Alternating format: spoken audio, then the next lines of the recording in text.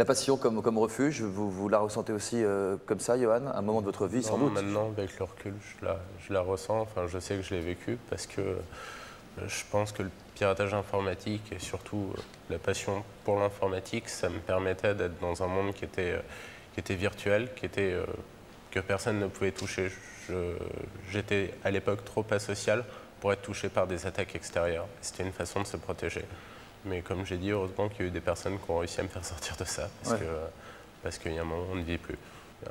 Un homme qui ne parle plus à personne, qui est en face d'une machine toute la journée, la nuit. Et qui a 13 ans et demi.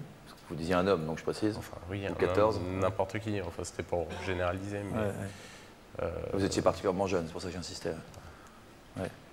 C'est quelqu'un qui n'est pas très heureux, c'est ça que vous voulez dire?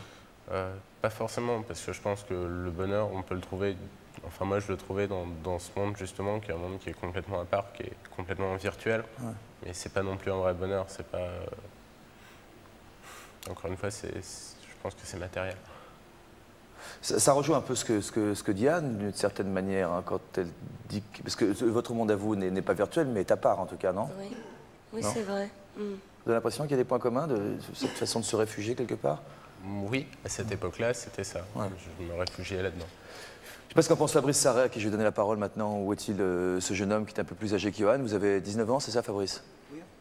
Oui? Ouais, je sais pas s'il marche. Il fonctionne même. Est-ce que vous retrouvez un petit peu de votre histoire dans le récit d'Anne et de Johan? Dans Johan, oui, parce que bon, lui c'était à 13 ans, moi je vais sur mes 19 ans. Et je suis cloîtré sur l'ordinateur du matin jusqu'au soir. Des fois, le soleil se lève, quoi. J'ai même pas vu passer la nuit. C'est pas une vie. J'ai pas eu d'adolescence, par exemple. Donc. Vous n'êtes pas un pirate, hein, comme Johan. Vous n'êtes pas un hacker. Vous êtes un auteur. Vous avez la littérature, l'écriture dans le sang.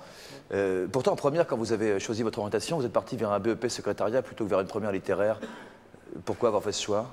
Déjà, c'est au niveau de l'école, on m'a orienté vers ce diplôme-là. Et puis mes parents voulaient que j'ai un diplôme assez rapidement pour entrer dans la vie active. Puis moi, bon, j'ai fait un deal avec eux. Je leur ai dit, si je passe mon diplôme, vous me laisserez prendre 1 an et demi pour concrétiser ma passion. Puis c'est avéré qu'à l'école, ça ne faisait plus du tout. Donc j'ai arrêté pour ma passion. De toute façon, je ne me vois pas faire autre chose. Donc il faudra bien que... Depuis quel âge vous ne voyez pas faire autre chose? Depuis l'âge de 8 ans. Comment ça vous est venu? Comment ça m'est venu? Dès que j'ai commencé à apprendre le français, j'ai tout de suite aimé cette langue. Vous en êtes où aujourd'hui? Est-ce que vous arrivez à sentir que vous pourrez vivre de votre métier un jour? De votre passion, je veux dire? Moi, je l'espère. On m'a laissé entendre qu'éventuellement... j'ai des opportunités avec beaucoup de personnes, mais c'est pas évident. Racontez-nous, vous en êtes où alors? C'est encourageant quand même, parce qu'il y a beaucoup de parents qui ont peur pour leurs enfants quand ils sont passionnés un peu tôt. J'ai écrit un livre, un manuscrit qui s'appelle Mémoire, M-E-S-M-O-I-E-R-S, avec Mylène Farmer, mais bon, c'est pas encore concrétisé. C'est pas encore publié? Voilà, tout à fait. Donc, il faut l'accord de l'artiste. Je ne sais pas si j'ai les capacités nécessaires pour rivaliser avec elle. Donc, voilà. Vous avez écrit avec elle? Avec elle, j'ai écrit de mon côté. Elle a pris le manuscrit. Et puis, elle verra qu'est-ce qu'elle va faire de son côté. C'est avec la maison de production, en fait. Ouais. Vos parents, est-ce qu'ils ont autant confiance que vous en vos talents d'écrivain? Mon père, je ne sais pas, il parle très peu, mais il m'a laissé faire, donc je ne pense pas. Ma mère m'encourage du fait que les gens qu'elle connaît, on a eu beaucoup de relations avec des artistes, on lui a dit que j'avais du talent, donc forcément, ça doit y faire quelque part. Qu'est-ce qui vous a encouragé justement? Quelles ont été les premières personnes qui vous ont encouragé, qui vous ont dit qu'il y avait quelque chose, qu'il y avait du talent, que vous pouviez persévérer? La première personne qui m'a encouragé, c'était Jean-Luc Azoulay, le producteur de Dorothée. Donc, le A de AB Productions. Voilà, pour ceux qui ne le savaient pas encore. Après... C'est vous qui avez écrit Hélène? Ah non. Non, c'est Azoulay, ça, pardon, excusez-moi, ça m'avait échappé, justement. Non, puis c'est pas mon registre. Enfin, Ben, quand j'ai commencé, j'avais 8 ans, donc il fallait bien commencer par ce que je pouvais atteindre. En fait, vous avez envie d'écrire des chansons essentiellement. Ben, j'ai commencé par les chansons, mais comme ça aboutissait pas et qu'il faut bien gagner son pain, donc je me suis rabattu sur la littérature, étant donné que c'était plus facile pour moi. Non mais c'est vrai. Un livre, c'est plus facile à écrire qu'une chanson, parce qu'une chanson, dans un couplet et 2 refrains, en fait, il faut exprimer tout ce qu'on peut exprimer en 10 pages ou 20 pages dans un livre.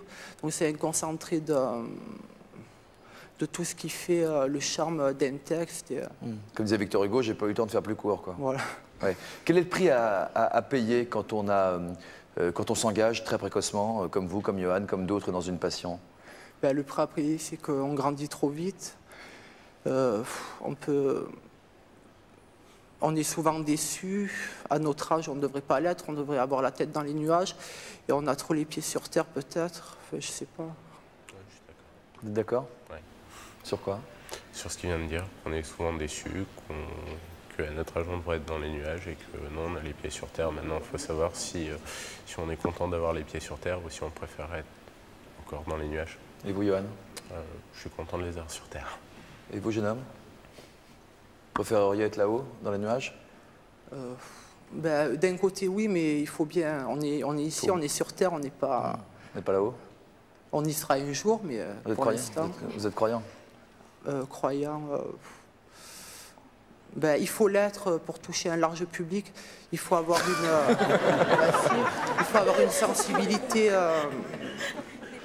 Quand on écrit, il faut avoir une sensibilité spirituelle et à fleur de peau. Il faut savoir s'entourer de tout. C'est un concentré de tout. L'âme, elle se nourrit de tout ce qui passe. On peut pas puiser au fond de nous ce que... Pour un large public, il faut savoir se greffer sur tout, en fait. Enfin, vous avez envie d'être lu et entendu par le plus de monde possible, quoi. Ben, ce que je cherche, c'est à procurer de l'émotion. Même s'il n'y a que 2 personnes qui ressentiront quelque chose dans ce que j'y lirai, ça sera déjà beaucoup. Monsieur Amoroso, quels peuvent être les risques d'un choix précoce? Je dis ça pour peut-être rassurer ou orienter toutes les Madame Tessier du monde qui nous regardent ce soir. Le risque, comme a dit le poète, c'est de s'enliser dans le marécage des illusions perdues. Hein, c'est joli cette phrase. Mais pour le moment, je vois qu'il est gonflé à bloc et je partage parfaitement son optimisme.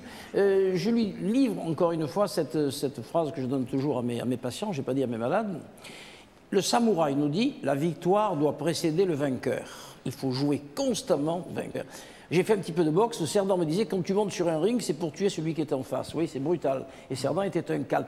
Il doit jouer gagnant constamment et par une sorte de magie qui est inexplicable, qui est irrationnelle et qu'on n'explique pas en psychiatrie, car on est loin de tout expliquer en neurobiologie. Il y a un message qui passe, un message magique. Il va contraindre les gens, encore une fois, à lui donner. Il y a un optimisme, une sorte de charisme qui passe. Ça n'est pas l'histoire de M.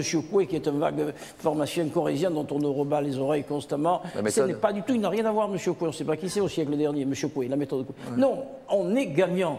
Ça se passe dans la linguistique actuellement. Ce que je vous dis, ce sont les méthodes de coaching que l'on apprend aux grands patrons et ça se passe très bien. Donc ils jouent gagnant. Les portes s'ouvriront. D'ailleurs, elles ne s'ouvriront pas. Elles sont déjà ouvertes. C'est très important ce que Catherine, vous avez joué gagnante oui. Le jour où vous avez choisi d'arrêter d'être prof de maths pour devenir cantatrice? C'est certain, oui.